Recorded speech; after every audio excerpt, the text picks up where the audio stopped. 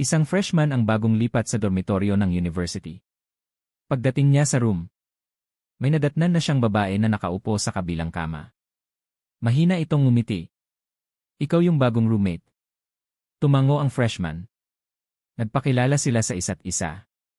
Mukhang mabait naman ang babae. Habang nag-aayos ng gamit ang freshman, nagkukwentuhan sila. Napunta ang usapan sa dormitoryo. Mahinang natawa yung babae. Alam mo ba may kwento dito dati? Napatingin ang freshman. Ayon daw sa mga lumang estudyante. May isang babaeng tumira noon sa kwartong iyon. Tahimik lang daw lagi. Halos walang kaibigan. Unti-unting hinaplos ng babae ang kama habang nagsasalita. Diyan daw siya natagpuan. Saglit siyang tumingin sa freshman.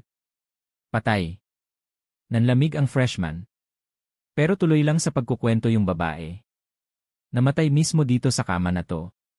Tahimik ang buong kwarto. Tanging electric fan lang ang maririnig.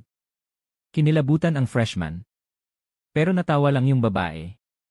Baka gawa-gawa lang nila. Makalipas ang ilang minuto. May kumatok sa pinto. Tumayo ang freshman para buksan ito. May isang babae sa labas. May dalang mga gamit. Ngumiti ito.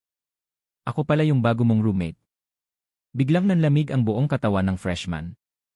Dahan-dahan siyang napalingon sa kabilang kama. Wala nang tao. Tahimik ang buong kwarto.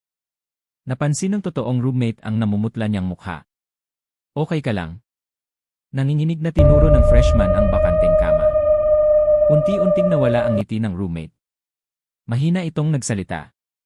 Hindi ka dapat may nadatnan dyan. At doon lang na-realize ng freshman. Yung babaeng kausap niya kanina. Ang estudyanteng namatay sa kwartong iyon.